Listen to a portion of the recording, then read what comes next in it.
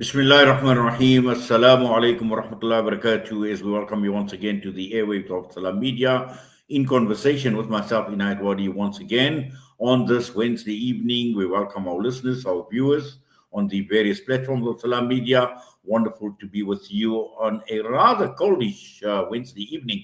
But we're going to be even in a colder Cape Town because I believe it's freezing out there.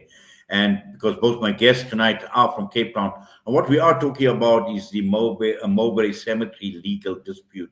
Now, this centers around a number of issues. One being the interpretation of endowment or wakaf as we know it, and also looking at services like a mortuary. And I mean, the question is, does this violate the original religious and legal mandate of the land? We've heard about the Western Cape High Court getting involved, stopping the construction of the mortuary at the cemetery. And again, looking at the cemetery and also looking at its importance. In fact, it's got huge historical significance. One of the oldest cemeteries, I think, in the country, or is the oldest, if I'm not mistaken. But at the end of the day, it has created quite a stir in Cape Town. And this is the reason why we are talking this evening with both my guests coming out of Cape Town, very much involved in the whole dispute. And clearly, this dispute has escalated. The board has accused the private trust of land grab, and also the whole question surrounding an apartheid clause, which is part and parcel of this governance battle. So we have with us PR Councillor for the Jama-ah in the city of Cape Town. We have got the presence of Advocate Shameemah Salie, and also the Secretary of the Burial Administration of the MJC, Faizal. As we await them on screen. Once again, it's wonderful to be in the company of our listeners and our viewers on the various platforms of Salam Media. So I'm just waiting on both Advocate Shameemah and Faizal Said. I see Faizal Said is up on screen. Faizal, assalamu alaikum wa rahmatullahi wa barakatuh. Walaikum salam, Mr. Wadi, and I'm so happy that I get to see you, not only listen to you on the radio, because I'm not patronizing you, but I think the weather in Johannesburg does make one look a bit younger at times. Faizal, I'm not going to say anything. My grey hairs speak volumes. Yes, I can't say the same for Shameemah, but at least I have said what I needed to say. Shameemah, A'udhu Billahi Minash Shaitan Rajim. Assalamu alaikum and welcome. Walaikum salam, brother Inayat Wadi. You know, it takes a lot to be with Faizal Sayed, constantly. We do so much work in the community. But yes, Luban and, young stockies and everything just doesn't work on that one. But assalamu alaikum to all the listeners. Yes, Faizal, let's start off with you and let's just provide some context into the discussion that we are going to have now. I painted a brief outline on some of the issues that have been playing out. So if you could just start off, Faizal, just provide some context and some background to what has led to this legal battle. That's actually one of the very important questions, because I think that the misjoinder in people's minds, in the community's minds, is that they only got to see the mortuary battle with Cllr Basir and his father Adil Basir at the helm of the mortuary battle. And the community felt, well, this is the mortuary battle, but that's absolutely wrong. Last week, Advocate Shameemah, Salie and myself, we decided to break that veil and lift that veil of legal deceit in our minds.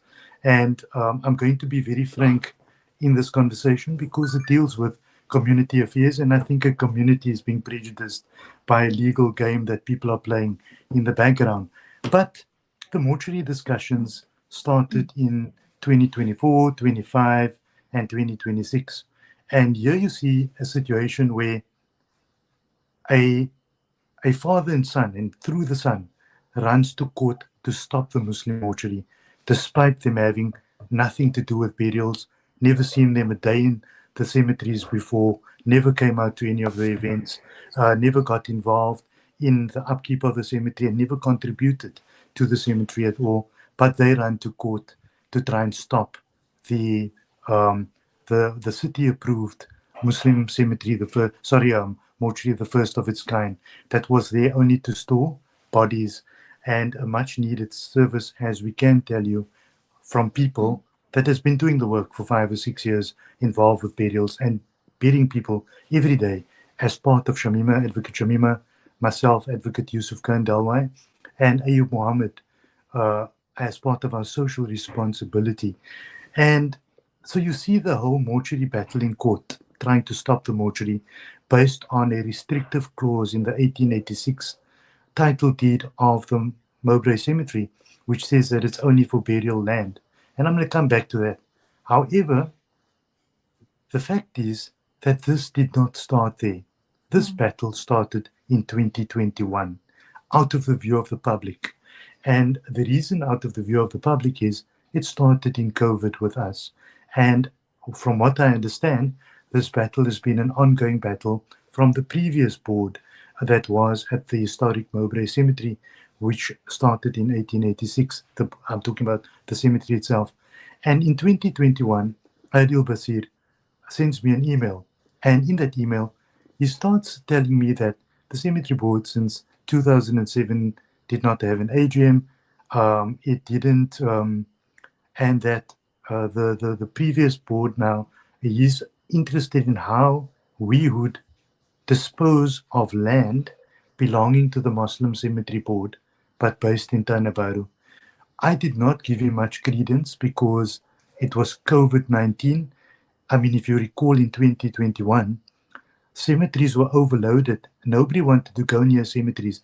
Advocate Shameemah, myself, and a few others went to literally pick up the tab for the community, going there and burying the community. We could not deal with the disposal of land and such frivolous discussion at that point when you need to bury people. We're in a pandemic.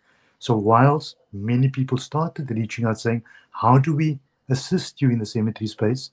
Adil Basir decides to ask, how will you dispose of land? So that's where it starts. 2022, him and his son starts tag teaming, and they start one issue after the other. But now the story starts emerging. And what they're trying to do is to have the 1948 constitution of the Muslim Cemetery Board, the Mowbray Cemetery, which I'll use interchangeably. And they're trying to get the 1948 constitution in place and have us remove the 2020 constitution. And now, here again, we're still in COVID, but they are now busy with these frivolous back-end dramas that they thought was important.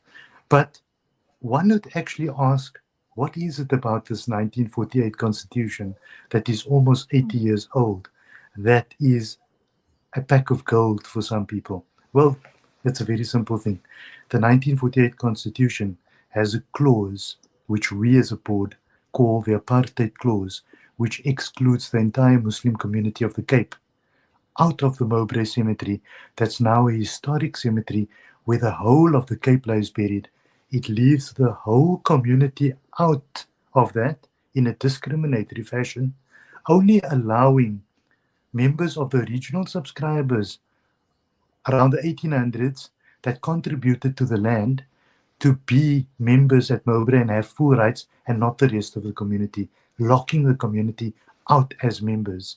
When our board sensed this, we obviously decided from 2022 that we're going to continue fighting that.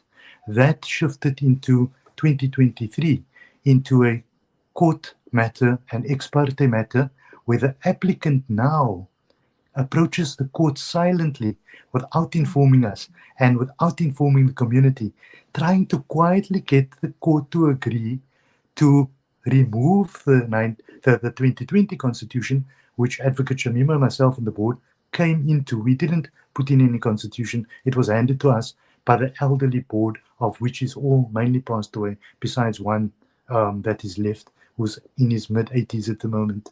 And we literally had to pick up the cemetery from them during COVID because at their age, they were not going to come near the cemetery at all. And what then happens is he fails in that attempt. He goes silently to court without informing everybody with his agenda to get that 1948 constitution in place, and the court dismisses the matter.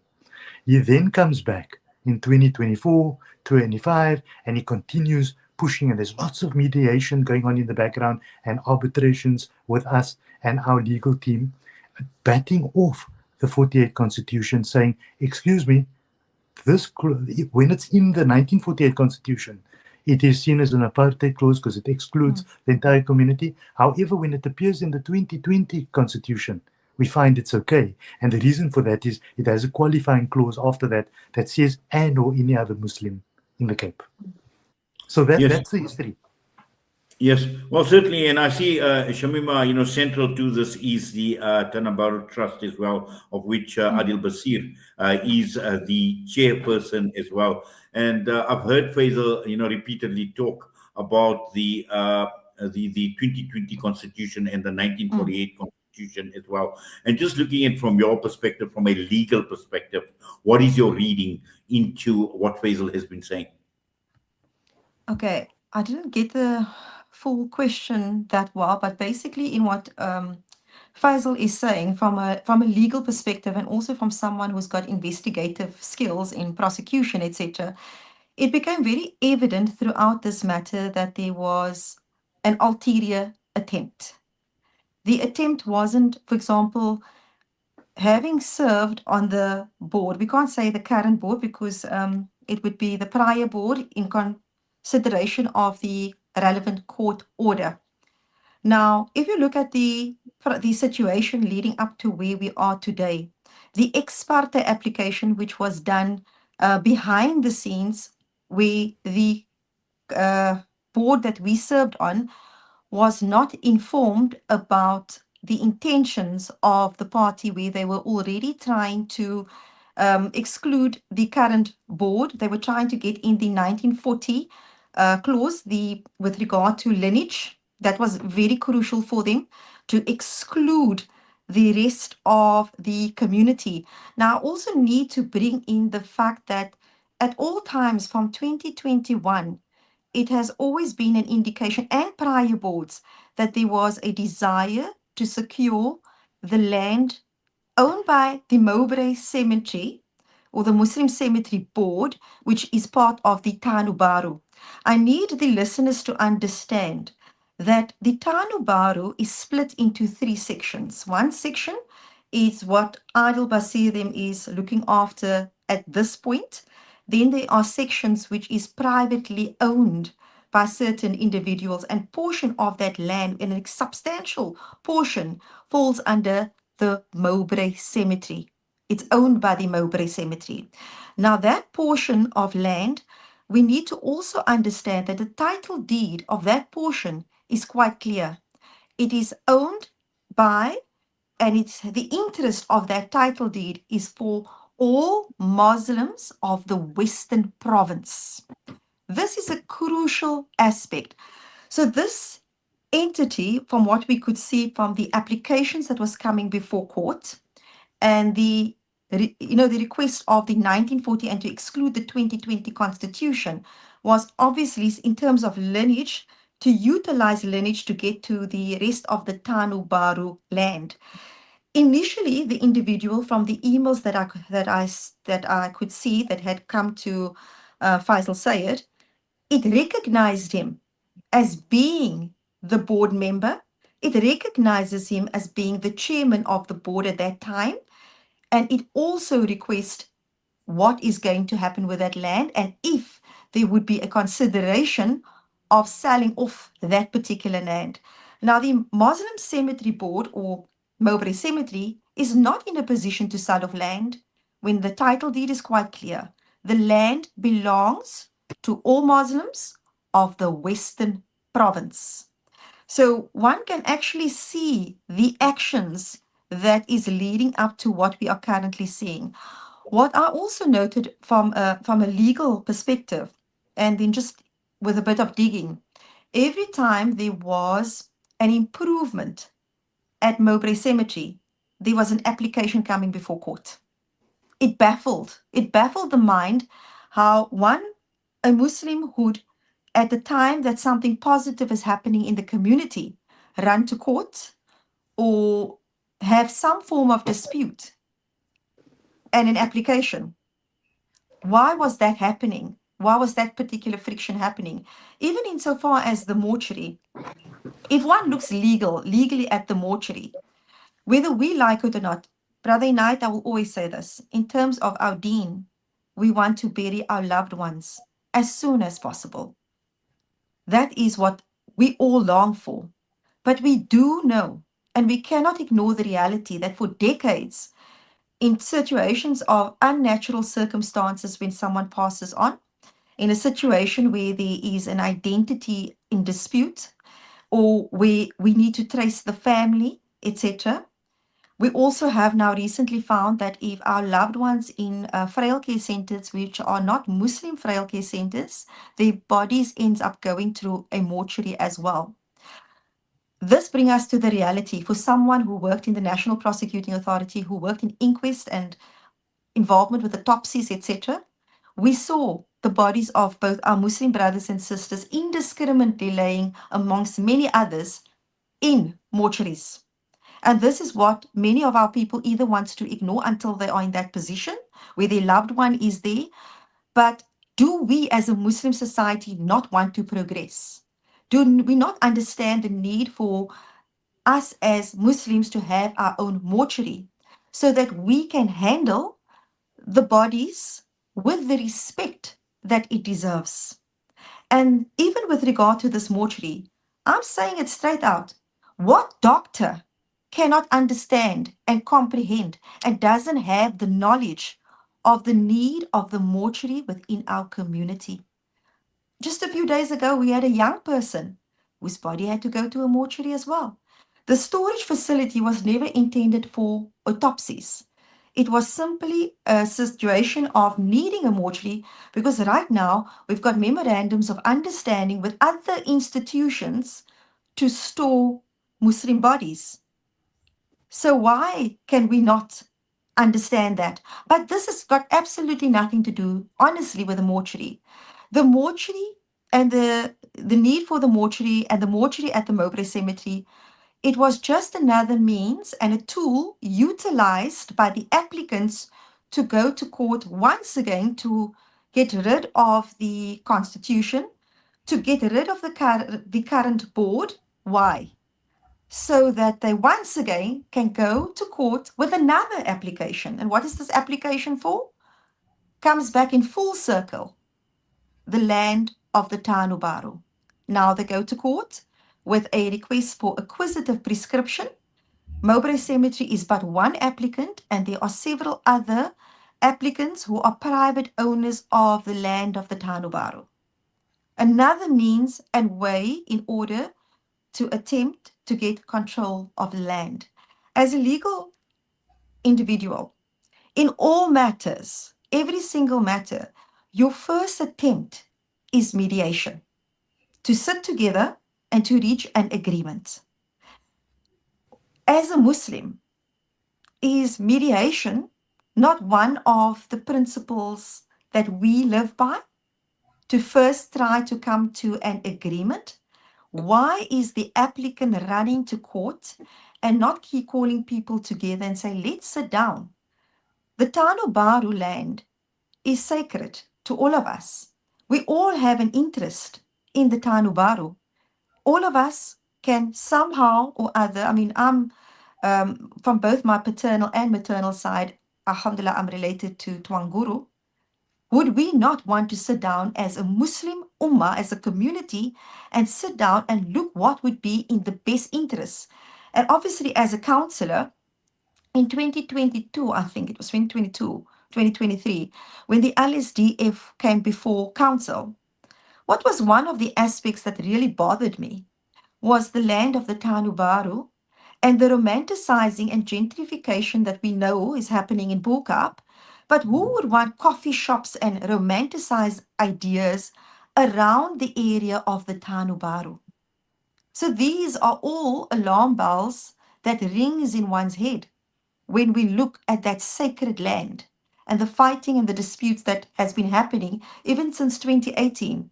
There has been court cases where individuals wanted to sell off parts of the land of the Tanubaru for a residential use. So these are all matters that actually comes together. So, Brother Inayat, a mortuary is needed. It is needed, whether it's going to be on the land of Mowbray Cemetery or whether it's going to be somewhere else. It is needed in our communities. And I think that now that people are starting to have a better understanding because they're doing their homework, they are realizing the need of a mortuary. That is the one thing. But the mortuary in this circumstances was clearly utilized as another step to get into court, to get rid of the current board because it's an obstacle, and then to get to the land of the Tanubaru. And then when we look at this whole situation, you get rid of the current board, right? But you send an application to whom? Because there's a special general meeting in terms of the court order that needs to happen. And only then the new board will be decided upon. So why, in the time that you are fully aware that this shift is happening, do you bring an application before court? No, certainly, Shameemah. In fact, thanks for Shukran for clarifying this. But Faizal, I think what is important to understand is I provided an overview in my introduction about the rich history of Mowbray Cemetery, and it's got huge historical significance as well. And as Shameemah mentioned, for the entire community of the Western Cape. So, the community has got a huge interest in the Mowbray Cemetery. The key issue here is, were they ever consulted or were they caught off guard as well by this court action? Yes.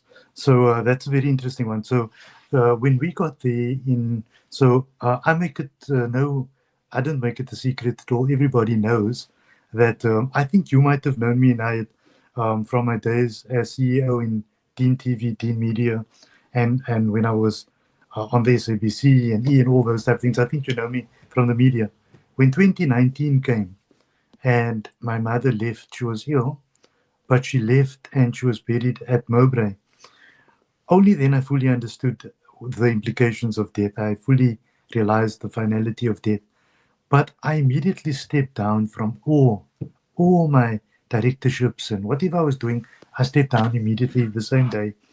And it was within days that I saw, after visiting every day, which I still do after 6.5 years, that the cemetery in Mowbray, being such a historic environment, was in an absolute mess. It was gangster-riddled. It was run by one board member that couldn't cope. It was 13 million rand in debt. It had no policies, no procedures. It had absolutely nothing going. Staff were running amok. People were doing their own private dealings. And the place was in an absolute state of disrepair.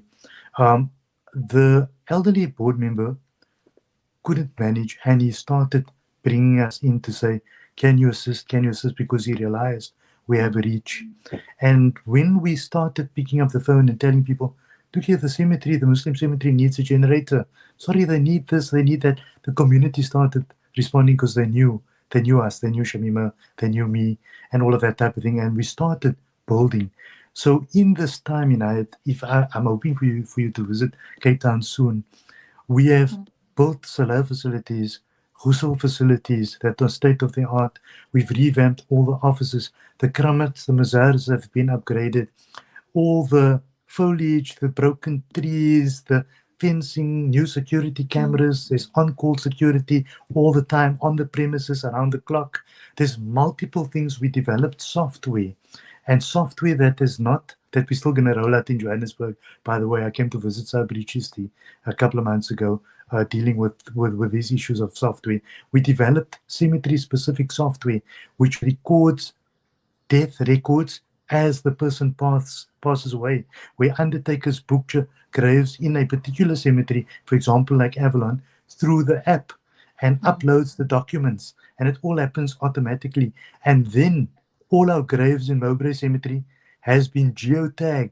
We've taken 60 to 80,000 records, and we've taken all those documents, reconciled them, and geotagged all those graves. So if you go to mowbraycemetery.org, you'd be able to go to search for a grave, put in your loved one's name and surname, and you'd be able to find their grave through GPS location and your phone. It's a first of its kind. So there again, you have a 4 million rand investment into the cemetery from our friends and people that we know, that we're able to call and say, can you do this for the cemetery? So there's been lots of these things. And the big question that the community is asking at the moment, and I also asked the Basirs this question, where were you all the time? Where were you on the days that I needed to, just after losing my mother, knowing nothing that's going on, COVID comes in, the entire community is missing from the cemetery, gone because it's COVID. And you know, in Ayat, if you recall, there was a time we didn't know how the disease was communicated. And so this meant that people didn't want to go near bodies and janazas. And there you stand, they bring a body in. I know nothing about nothing, but the undertaker tells me, you need to help me bury this person. And I am standing there in the soaking rain, burying a stranger alone with an undertaker, and I don't know exactly what to do. So nobody, so the Basirs, it's trying to vilify us, putting out posters that we stole millions, and I'm busy trading in body parts, and I don't know if it's them specifically, but the people that are now supporting their thing. Where were you in this time to vilify the people that actually lifted the community up? And at the same time, our auditor, A2A Capano, releases a statement last week, or was it the week before? And the auditor releases a statement and says that this cemetery is fully audited and in terms of the standards that we use, and that audited statements they're going to present at the SGM. But you know, for many decades, there was no audited statements. So in the end of the day, we do question the agenda of the Basirs. And at this time, we now question, and I'm asking the public to question the Tanah Baru Trust. And when we sat in mediations, Adil Basir said that it is a non-negotiable that we have lineal descendants only at the AGM, meaning not the rest of the Muslim community. And for us, that was an absolute no. We know we're fighting that since 2021-22, and that battle has been won because the court in Ayat might have stopped the building of a stone building, but the hearts of people in the community has been secured by us by fighting for their rights to stand there and feel like it's 1994 again, where they can vote for the first time in a community institution where all their family is buried, and that the apartheid clause has fallen. I would just want to add on one line just onto this in saying that the Tanah Baru Trust, whilst the trust purports to want to acquire land to do all kinds of development on behalf of the community, the question we have is the trust also open to lineal descendancy? Because we see a few Basirs on the trust.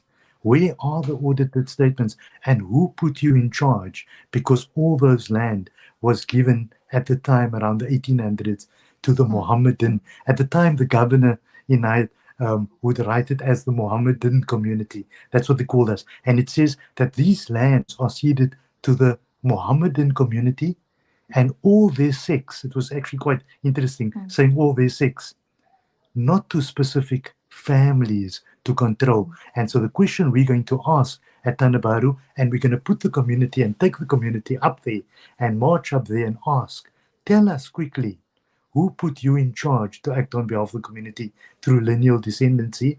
Because is there any family of Charles III here right now? Well, I know, yeah. In fact, you make a very good point, and this is a question, because this was going to be a leading question to Shameemah as well, in terms of the trust itself and the legal status of the trust as well, and there was a statement that you've made, and I think the key issue here is, I'm going to paraphrase the statement, and I'm going to read it out, where you say, Shameemah, from my perspective, what is deeply concerning is that over the years, there have been consistent calls for assistance at the Mowbray Cemetery, calls which were never heeded by the very individuals who now seek to asset control. At no point have they come forward to contribute, to assist, or to take responsibility of the condition and the functioning of the institution? Now, again, this ties in with my question in terms of the legal status of the trust when none of this is being done. Mm. No, absolutely, Brother Knight. So the thing is, you are coming after land, but you have never asked, how can we assist? What is needed at the cemetery? I mean, we both came in during COVID period. And I can honestly say this, if you look at the prior boards as well, and how many elders was on these particular boards, I'm sure that they suffered under the same situation where the community failed to come forward. Even the Basirs, they claimed lineage, but as lineal descendants, where were you to assist on the board, to assist with the upkeep of the Mowbray cemetery? Where were you? Now, I can say that I am a lineal descendant, right? And many of us, and I'm coming to this again, even Faizal as he's sitting there, he also has lineal descendancy, which is not even talking about.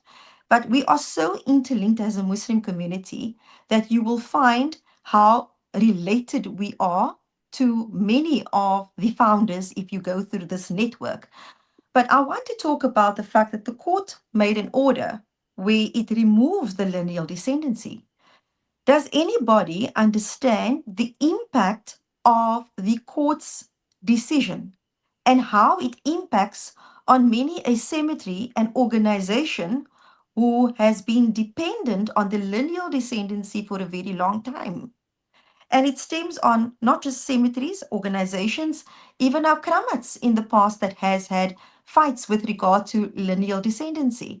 Tanu Baru, the same issue, which means a different can of worms has now been opened, which means when any application, where it's going to be a trust, etc., where there's going to be a board or an AGM or an SGM, this now opens the ability of many a person to come forward and say, I have an interest, I have a family member that's buried here, I am wanting to be on a particular board.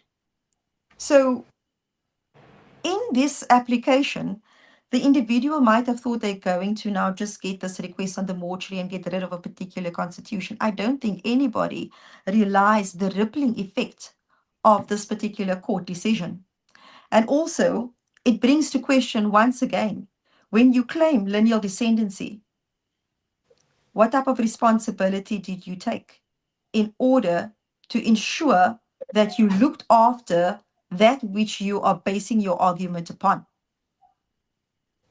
Well, certainly. But also, I think, Faisal, let's just clarify this whole question surrounding endowment or wakaf, because that seems to be You're reading featuring my quite- mind. I was You're going to leave reading that my one for mind. you. Yeah, you're just totally reading my mind. I don't know, that seems dangerous. You can only read my mind while we're on the show, no? Not any other time. Okay. So, I have a question around that. So we know what waqf is, and we use the term loosely, but we understand waqf to be endowment, and that means that it is owned by the people in the community effectively. However, let me give you this in a scenario that we see play before us.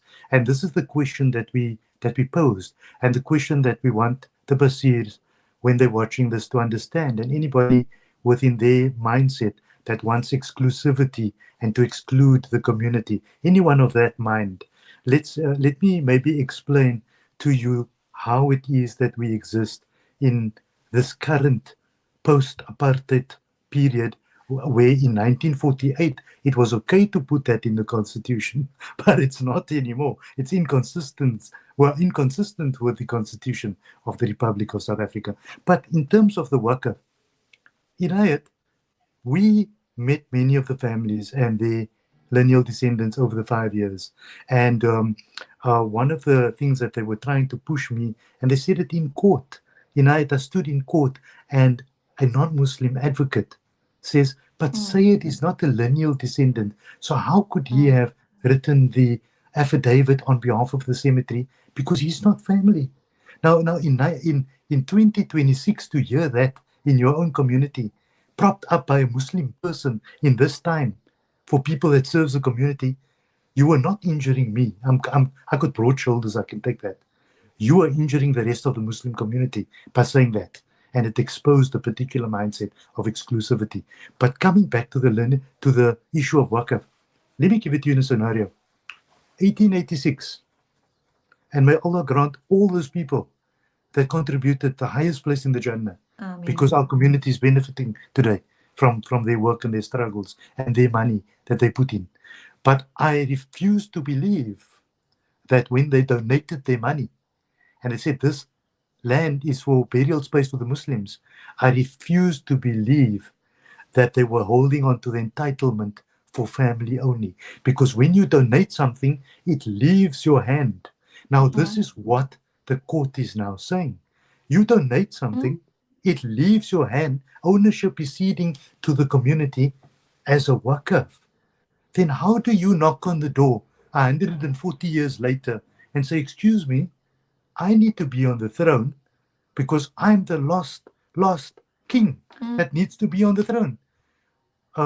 This is a travesty in our time, that we want to exude and push control in this time over waqf property. What this judgment also puts forward that in certain organizations now, there's lots of questions in the Cape, by the way, that has come out of this liberating, revolutionary judgment. And that is where people are saying, I could never belong to this masjid board, I could never belong to that mosque because it was only about lineal descendants of certain people that donated the land. That's come into big question. Waqf is waqf. Waqf belongs to the community. It's that simple. Well, certainly. In fact, I will be staying with the Waqf because, I will ask Shameemah from an MJC perspective as well, whether ulama were consulted on this matter of Waqf and endowment as well, and what are they actually saying. But we're going to go for a quick ad break. We'll be back.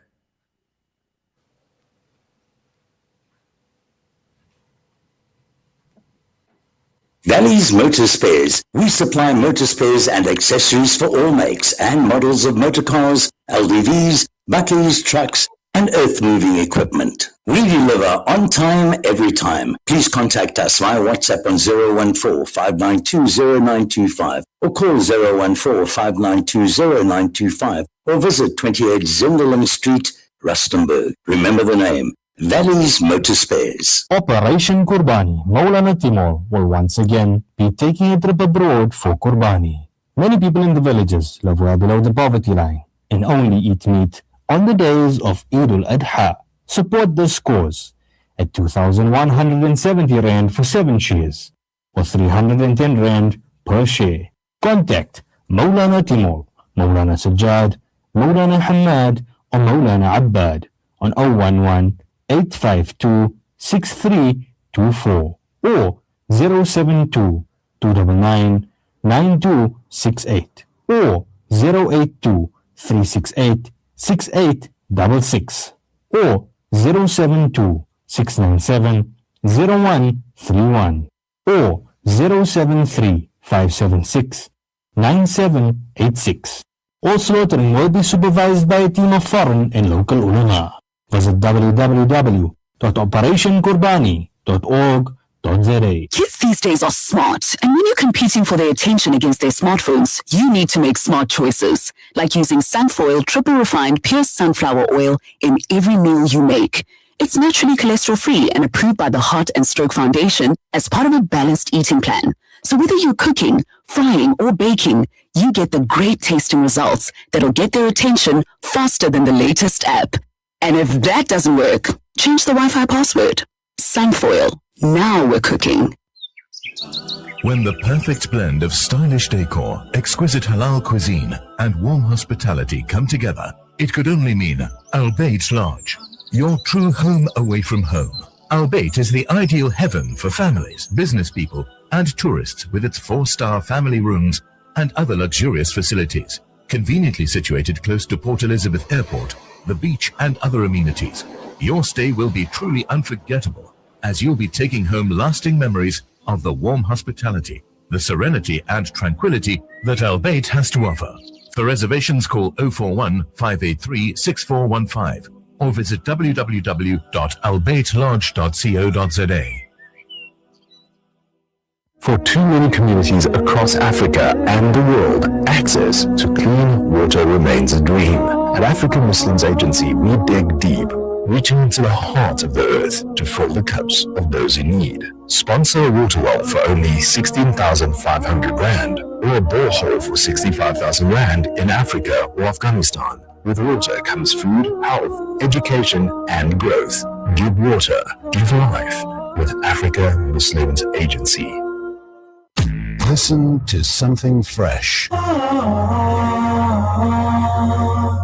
Listen to Salam Media.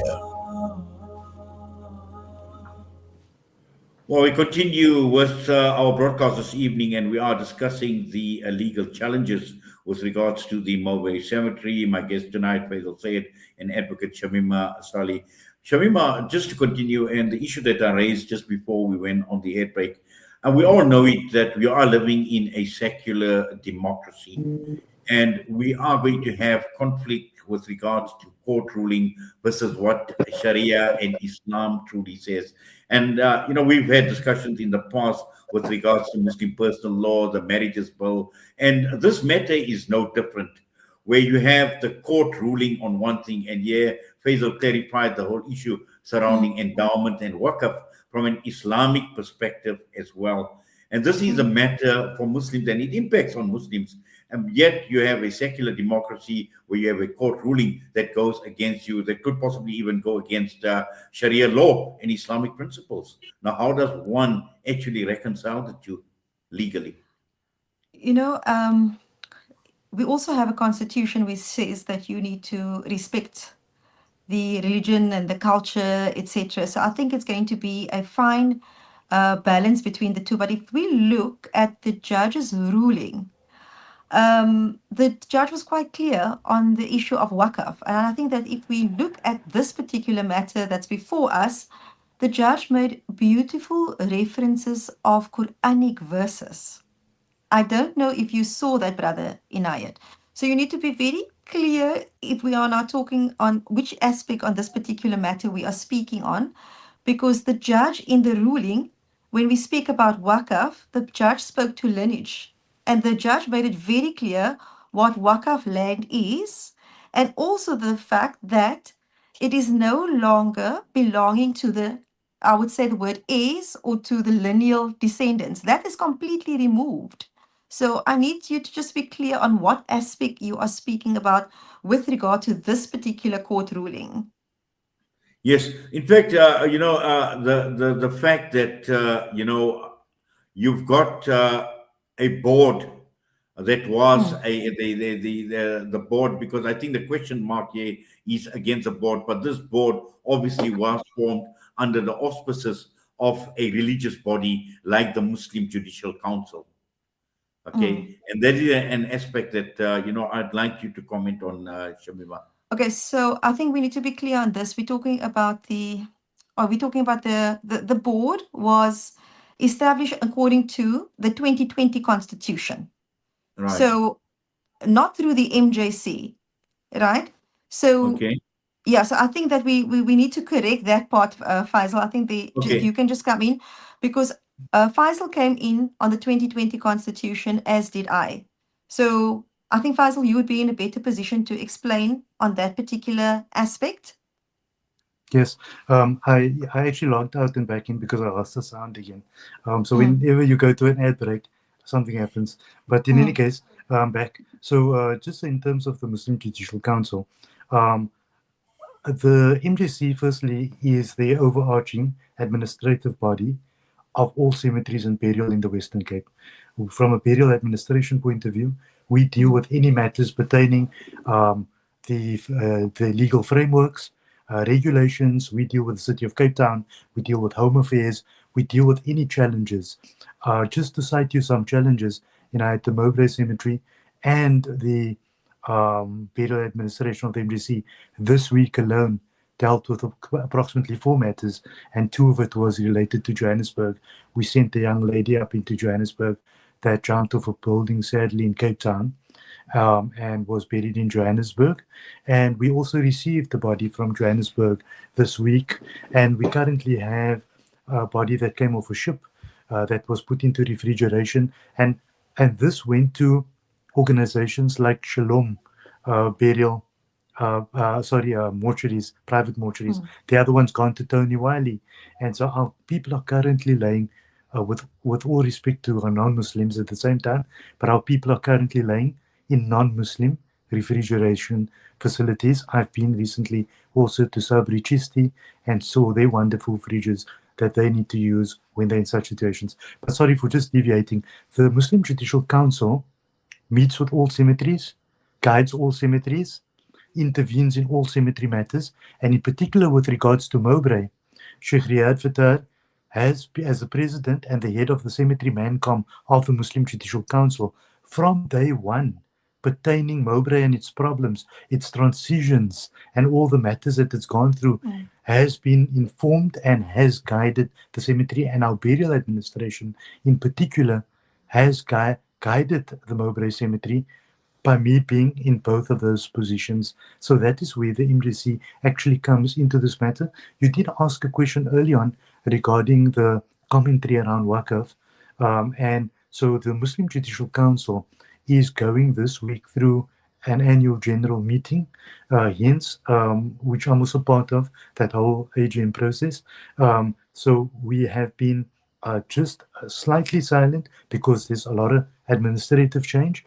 But right after this, remember that the Muslim Judicial Council, Justice Siraj Desai, members of parliament, various members of parliament, forensic pathologists, and various other key people in the city had come to throw in the actual concrete for the laying of the foundations of the mortuary. So you have all of that, and you've got the MJC and all the leadership that threw that foundation that has not really commented, but is fully in disagreement with what they see happening at Mowbray and how the mortuary is being used, the facility where the MJC, we currently have agreements with other third parties where we store bodies at the moment. We have SLAs with hospitals where we currently store bodies. All of that we wanted to say to the community, you have your own facility finally. Inayat, myself and Shameemah is not going to lay in the mortuary. In actual fact, if we do, it will just be for a fleeting moment. It was for the community. So we need to first direct that properly. However, with regards to the aspect of Waqf and what's happening in Tanah Baru, I don't want to comment yet, but certainly the MJC is going to be dealing with that shortly after the AGM. But I want to just state to you that when you spoke to me about Waqf earlier on, we always realize that Waqf operates on three very key principles. So one is irrevocability. Okay, so Waqf is irrevocable, firstly. And I think it's an important thing to mention to you because there's a particular aspect that I want to bring up as the third part of it. And the other one is that a Waqf is perpetual, as you know.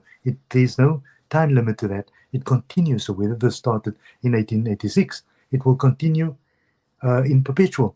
And the last principle that a Waqf, in the brief understandings of my brief understandings, is that a Waqf is inalienable and cannot be sold or disposed of.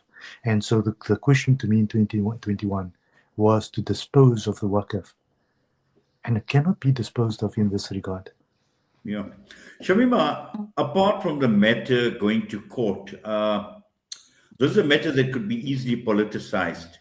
And especially in a place like the Western Cape, we know, the government of the Western Cape as well, have they gotten involved? What are they saying? Could they even capitalize on what is playing out within the Muslim community on this matter? You see, this is where the danger lies, Brother Inayat, and this is why I cannot comprehend why our Muslims cannot come together and settle this matter in a decent way. I mean, there was so many opportunities to sit down. My concern, as I've mentioned it earlier, City of Cape Town, right?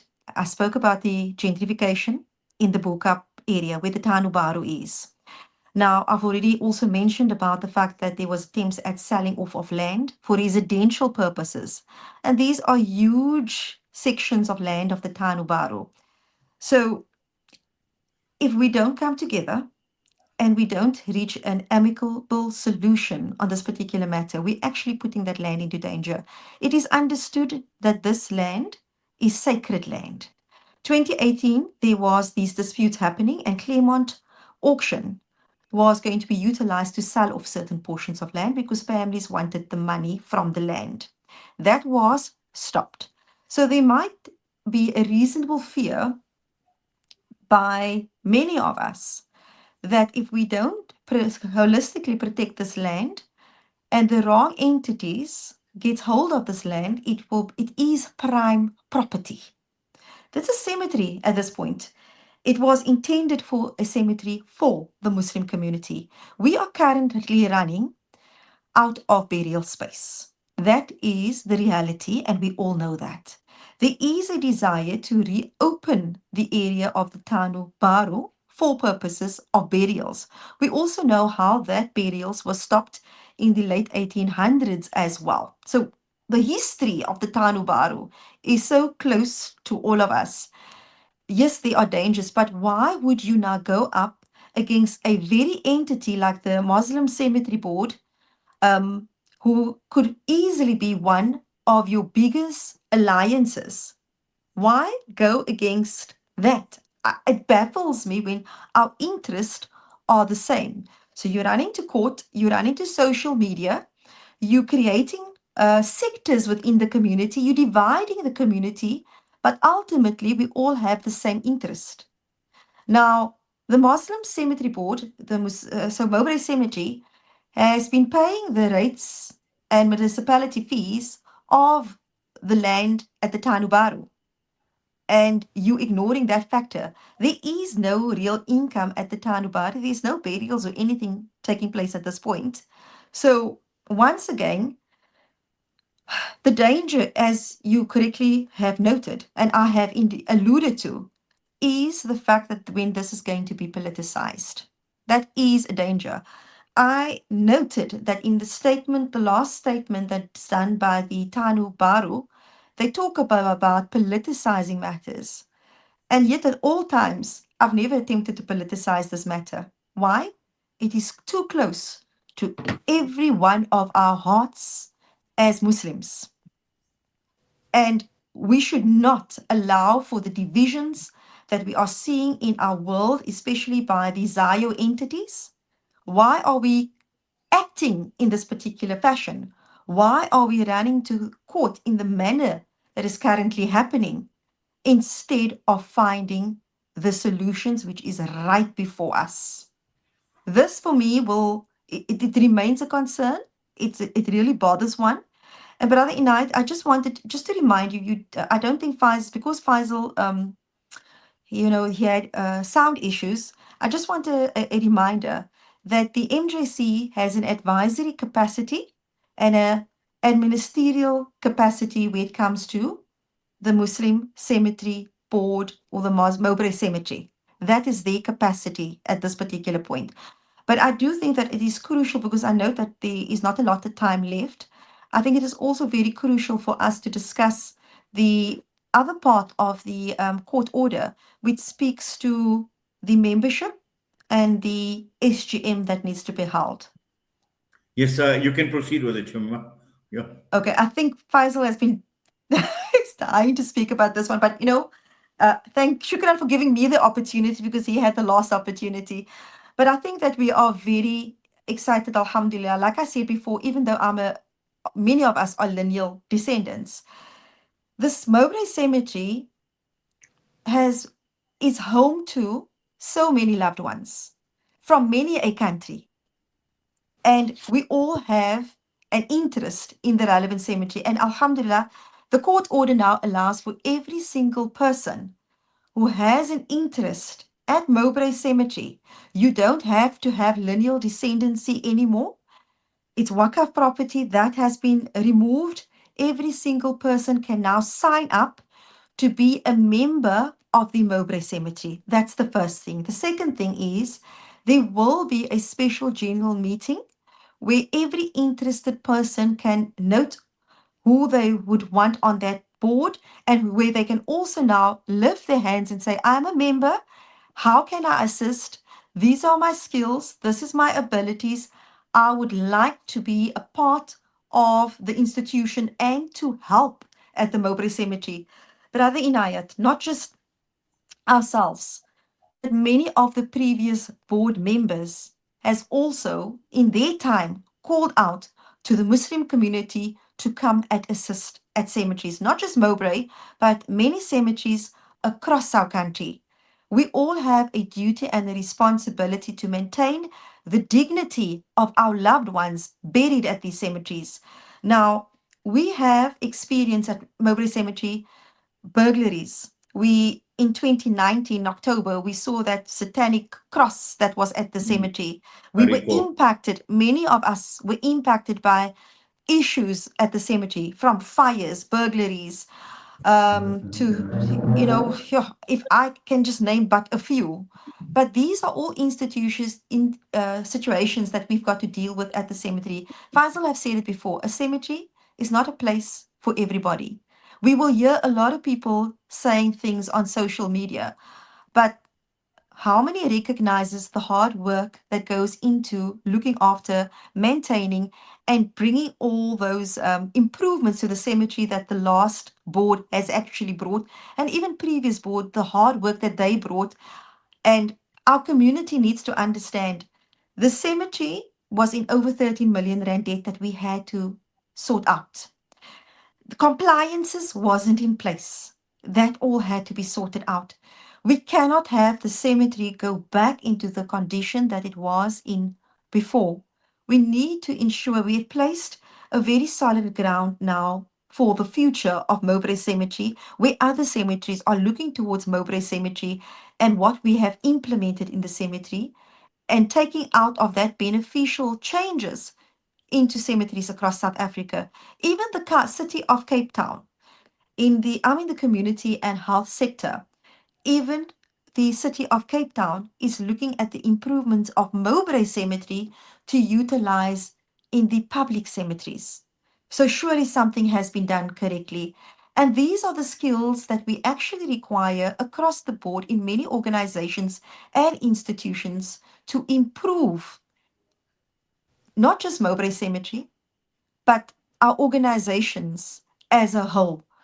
So I'm personally putting out the appeal, and I'm saying, you know what? Let's not behave like the very people that we have had issues with for so long, where we've seen the wars, the genocide, etc. Let's not go this particular route.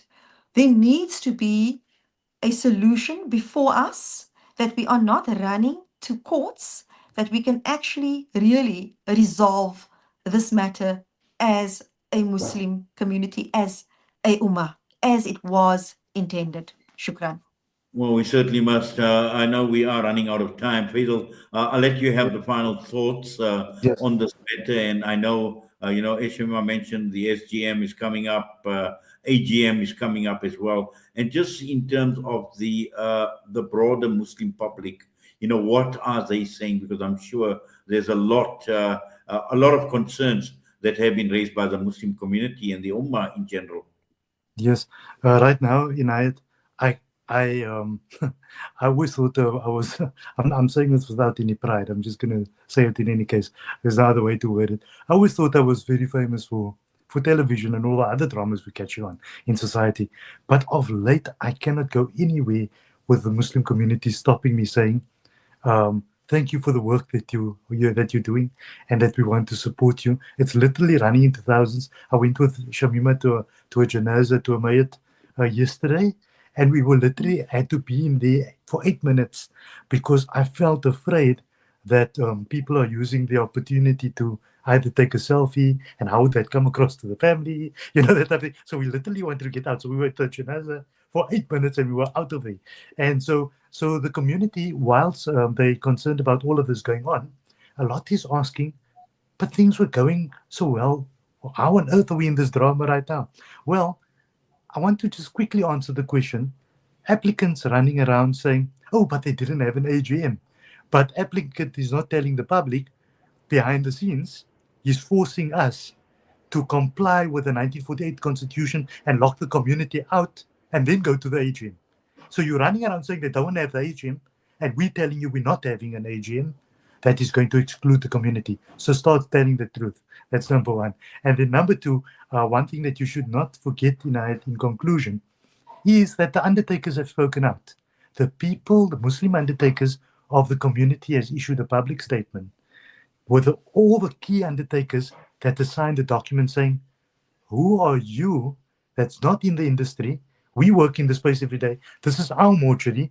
Why did you come here and stop our thing? We believe that despite the restrictive clause in the title deed, the court would have not worried about it if we continued doing it. It had to take a Muslim to run up there and damage the development of the Muslim community of the Cape. And Inayat, I can tell you, Shameemah made a statement early on saying that in the previous dispensations, there was not much interest. I found handwritten notes from the turn of the century and from the 80s and the 70s, handwritten notes from the previous secretaries that said, you know, we tried having an AGM, but the community didn't come. The treasurer booked the venue. It's written in the documents, book the venue. Must we book another venue? Can't the chairman decide to proceed without his people because nobody's coming? So this is the apathy we find in cemeteries. And now that somebody goes and does it, we find this happening. But at the same time, I want to say that I feel that we're back in 1994. The Muslim community is welcome. They're going to stand in line and vote for the first time and have that right to vote, which they didn't have first. And so going forward, perhaps everything happens for a reason, and we elated for that purpose. Well, certainly, and I'm sure, you know, it happens and there's a purpose, but also there are challenges that actually lay ahead. But I'm sure this is not the end of the discussion. I'm sure at some point in time we will have a follow-up discussion as well. But for now, Faizal, I must thank you as well, Jazakallah, for bringing it to our notice. And this is the reason why we are having this discussion tonight, and also to you, Shameemah, Jazakallah for your time. We do appreciate it. I just wish you had a lot more time. But unfortunately, time is of the essence. But for now, shukran. Assalamu alaikum wa rahmatullahi wa barakatuh. Well, alaikum Walaikum salam, salam wa Inayat. rahmatullahi wa And barakatuh. I leave you with one saying, the saying that says that let us not be consumed by the very land that's going to consume us. I've seen that in your statement. Jazakallah for that, Faizal. Assalamu alaikum. Yes, that brings us to the end of part one of tonight's edition of In Conversation with myself, Inayat Wadi. And I think a lot of food for thought for us as a Muslim community, as a Muslim ummah. And this is a matter that is playing out in Cape Town, but it could easily play out in many other structures within the Muslim community, and particularly when we have these trustees and we have trusts and we have the whole question surrounding lineage that actually plays a part as well, and something that we need to consider very, very seriously, because it could derail a lot of the good work that we as a Muslim ummah are doing in more ways than one. We have been talking about the cemetery, we've been talking about the construction of a mortuary at the Mowbray cemetery, but there are other areas as well, and this is something that we need to be watchful of, we need to be vigilant, but I think more importantly, let us not fall into a trap where this causes huge problems, where we have to run to courts, and also at the end of the day, causing a division and a split within the Muslim Ummah. We can't afford that. And with that, we're going to go for a break. We'll come back, and our focus is going to be on US interfering in Cuba.